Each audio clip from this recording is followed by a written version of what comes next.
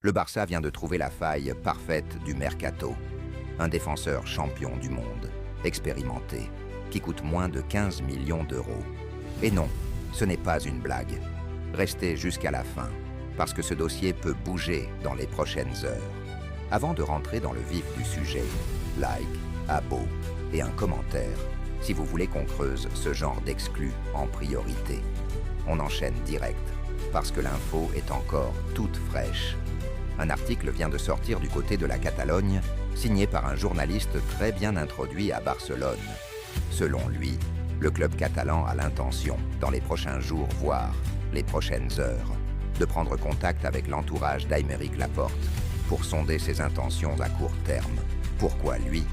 Parce que le profil coche toutes les cases pour un Barça sous contrainte budgétaire. Un joueur peu cher, expérimenté, qui connaît déjà la maison. Le dossier serait suivi de près par Deco et Joan Laporta en personne, convaincu que Laporte a encore plusieurs saisons de haut niveau devant lui. On met en avant sa relance et son leadership. Et surtout, sa clause libératoire serait inférieure à 15 millions d'euros. Petit rappel sur le bonhomme. Aymeric Laporte, 32 ans, né le 27 mai 1994, 1,91 m, gaucher. Il a signé à Bilbao l'an dernier après un passage en Arabie Saoudite du côté d'Al Nasser, où il avait bien rempli les caisses. Bilbao, c'est son club formateur. On a tendance à l'oublier. Il est sous contrat jusqu'en 2028. Mais cette fameuse clause change tout. Détail qui compte. Bilbao l'avait recruté pour environ 10 millions d'euros il y a un an à peine. Avec une clause sous les 15 millions, le club basque ne ferait quasiment aucune plus-value. Et ça casse aussi la rumeur qui circulait il y a peu, évoquant une clause à 70 millions, clairement infondée.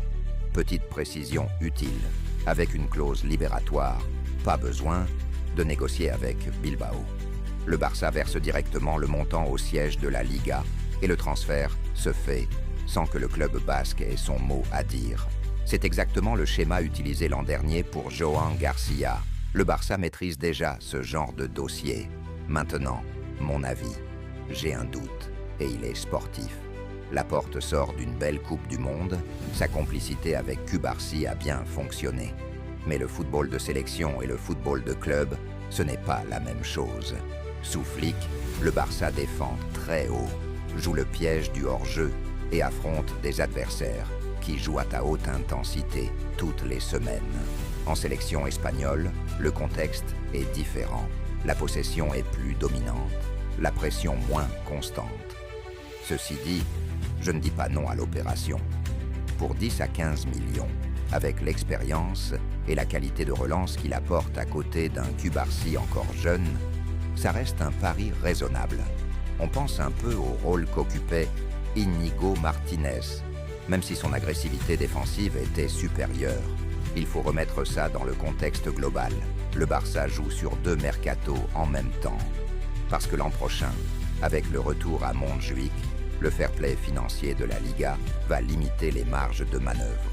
Résultat, le club doit se renforcer maintenant, sans pour autant casser la tirelire. La priorité reste l'attaque. Le dossier du numéro 9 avance. Karim Adeyemi devrait être officialisé dans les prochaines heures et Julián Álvarez pourrait prendre de l'ampleur bientôt. Mais la défense arrive juste derrière et le milieu de terrain reste un manque, avec un nom qui revient, Rodri. Il serait davantage attiré par le Real Madrid, qui pour l'instant temporise. Mais dans le foot, tout peut changer vite. Personnellement, j'irai chercher ce profil-là si l'occasion se présente. Pour résumer, contact imminent entre le Barça et l'entourage de Laporte. Une clause sous les 15 millions et un club qui avance ses pions sur plusieurs fronts à la fois. Rien n'est signé, mais le dossier est chaud. Dites-moi en commentaire, bon coup ou fausse bonne idée pour vous. Likez, partagez, activez la cloche. Il y aura sûrement du nouveau très vite sur ce dossier.